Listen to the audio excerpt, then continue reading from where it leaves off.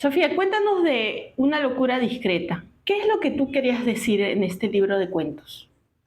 Primero, gracias por la invitación.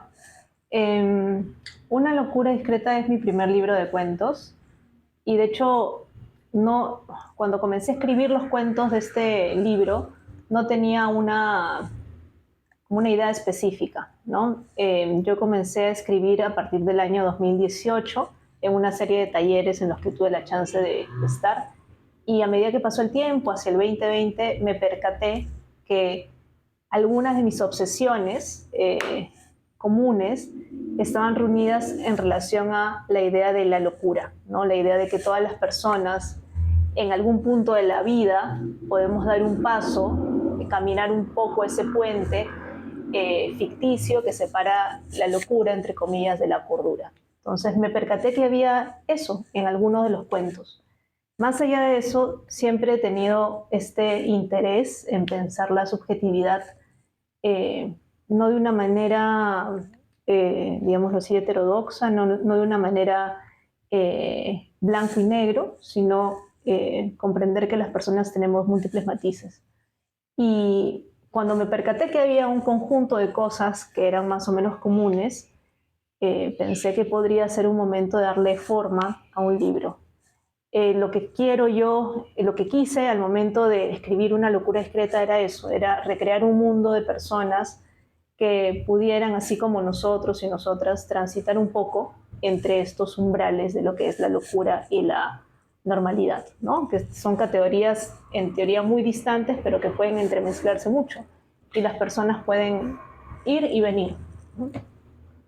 Que da la idea de también, da un poco de miedo, porque puede ser muy extremo hablar de la locura y de lo discreto, que puede ser entendido también como la tranquilidad o la Uh-huh, paz que uno espera. uh-huh, Entonces, ¿cómo creo que en tu libro rompe esa, digamos, esa barrera en realidad entre la locura y lo discreto, ¿no? Para enseñarnos, además, y ponernos frente a frente con, entiendo, soledad, uh-huh, miedo, eh, y contra algunos, además, miedos inculcados de uh-huh, como desde la sociedad. uh-huh. Sí, creo que es muy preciso esto, ¿no? El término locura o la idea de locura suele dar miedo.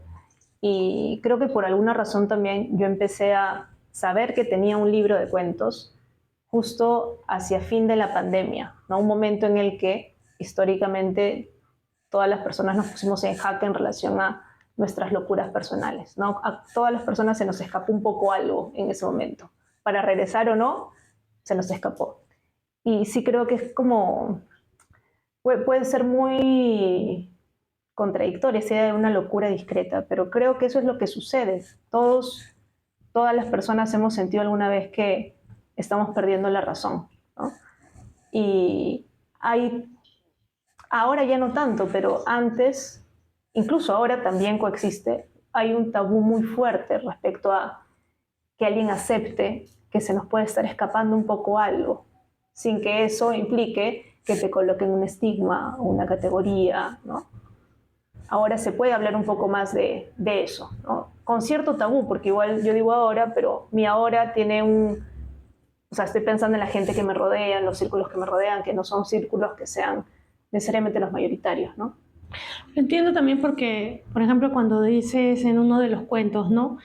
La lepra, hablas de la lepra y qué es la lepra para, qué puede hacer la lepra en todo caso para el personaje del cuento, o no sé si eres tú, pero eh, quiero que expliques un poco qué es la lepra. Y entiendo que también, no sé, me parece que del libro hay mucho de ti, de la profesión que tienes, desde la psicología, ¿no? Uh -huh, Entonces, cuando explicas qué es la lepra, por ejemplo. uh -huh. Ese es el primer cuento, ¿no? Que se llama Molokai, que curiosamente fue el último cuento que escribí de todo ese conjunto. Eh, en el cuento, la lepra es esta enfermedad, digamos, que ataca a la piel, ataca al sistema nervioso también, implica un cierto deterioro que puede llevar a la muerte, pero más allá de eso también está, me parece, después de haberlo escrito, ¿no? El símbolo de la lepra como algo que puede ser contagioso, que se puede ocultar, que a veces no es tan visible, que de pronto se hace muy visible y que todas las personas pueden llevar algo de esto, ¿no? Me es un poco difícil pensar en la simbología precisa del cuento porque una vez que se escribe, los cuentos o las obras pasan a ser leídas por las personas y las personas terminan de darle múltiples sentidos, ¿no? En mi caso ese cuento nace porque yo había escuchado mucho sobre esta enfermedad en el colegio, ¿no? Ligada al tema de lo religioso.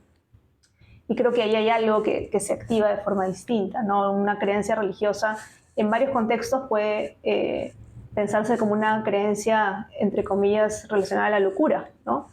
Pero en contextos, estas creencias en contextos religiosos son las verdades, ¿no? Como una misma idea puede tener distintos símbolos, ¿no?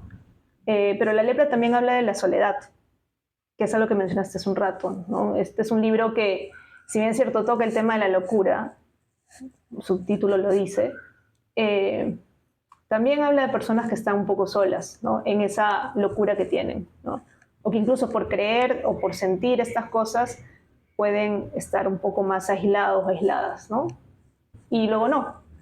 Pero sí, el tema de la soledad y del cuerpo es algo que me interesa mucho y que creo que aparece, ¿no? En los textos, no necesariamente pensados, ¿no? Sino como luego uno se da cuenta de lo que termina produciéndose, ¿no? A veces se relaciona mucho el cuento siempre con la ficción, con la fantasía. Uh-huh.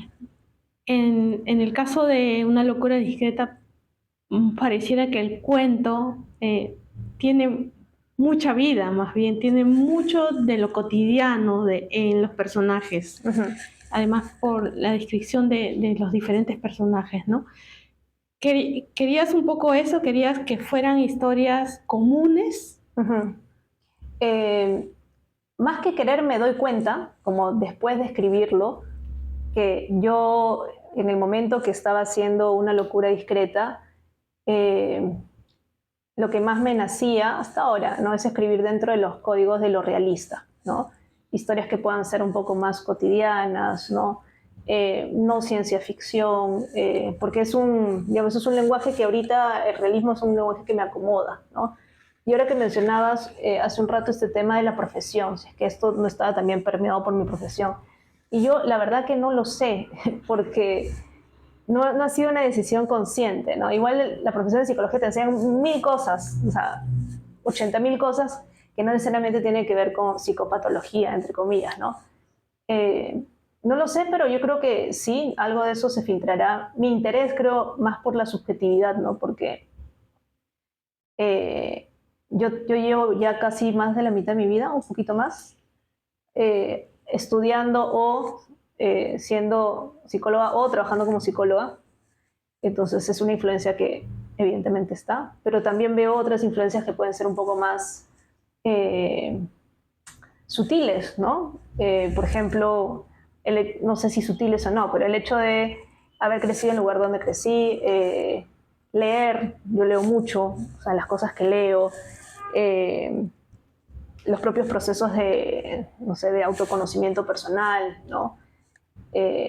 Mis propios intereses en otros temas. Pero creo que lo que más puede aparecer al inicio es como una persona psicóloga, entonces hablar de la locura, ¿no? Pero no creo que la profesión sea un camino para, no creo que tenga que estudiar algo específico para poder escribir sobre cualquier cosa. Pero sí para interpretar, quizá. O para describir. Pero es que hay gente que describe súper bien, que no ha estudiado, afortunadamente, psicología, ¿no? O sea, porque psicología puede tener como esta impronta de ser la carrera para describir personajes, pero hay gente que jamás ha estudiado eso y te hace personajes que son maravillosos. Pienso desde el periodismo, ¿no? Tanta gente que escribe y que lo hace de una manera exquisita y es porque está nutrida de otras cosas, de otras miradas, ¿no? Estudiar psicología no es un camino que garantice que se puedan construir buenos personajes porque la gran mayoría de escritoras y escritores no han estudiado psicología, ¿no? Y hay muchos y muchas que son fenomenales, que han estudiado otras cosas o que se han formado de otra manera, ¿no? Creo que tiene que ver mucho con la lectura y la mirada personal de cada escritora o escritor, más allá de haber estudiado algo, ¿no? ¿Siempre te gustó escribir? Siempre me gustó leer. Eh, siempre, siempre leer para mí como era el camino para disfrutar, ¿no? Cuando era pequeña, cuando era niña y adolescente, incluso ahora, ¿no? Pero antes lo identificaba como mucho más cercano a eso. Entonces yo empecé leyendo y claro, luego noto que la lectura, cuando alguien está apasionada por la lectura, suele ocurrir que se termine escribiendo alguna cosa, ¿no? Que esa escritura lleve a hacer una obra puede ser otro camino, pero siempre me gustó leer. Luego escribí algunas cosas, pero desde un lugar distinto, ¿no? Como todo el mundo tuvo un blog en algún momento de los 2000, pero no era una intención de ficción, era como comentar algunas cosas que me pasaban, en fin. eh, pero la escritura, como la entiendo ahora, la descubrí después. Al final del libro dice, Sofía Gómez es amiga de su caballo. Uh-huh. ¿Qué quiere decir esa frase? La editorial Personaje Secundario tiene una cosa maravillosa, que es hacia la última página de los libros, le pide a las y los autores que digan una línea, como una pseudo biografía, ¿no? Para colocarlo como colofón del libro. Y en el mío dice, Sofía Gómez es amiga de su caballo, porque al inicio hay una cita de Virginia Woolf, la voy a decir en español, voy a decir en inglés, es blame it or praise it, there is no denying the wild horse in us, que sería algo así como bendícelo o maldícelo, pero no se puede negar que en nosotros hay un caballo salvaje, ¿no? En todos nosotros hay un caballo salvaje. Y tiene que ver un poco con eso, ¿no? La idea de que hay algo indómito en todas las personas y que podemos saberlo, podemos ignorarlo, podemos rechazarlo, pero existe igual, ¿no? Y esa cosa indómita es algo que si la conocemos podemos aprender a vivir con eso, ¿no? Que creo que es un poco como el espíritu de algunos de los cuentos. Hay que aprender a vivir con algunas de las cosas que nos pasan. ¿Tú eres una mujer indómita? Creo que lo tendrían que decir otras personas, pero tal vez soy indómita también para mí misma. Y va bien, ¿no?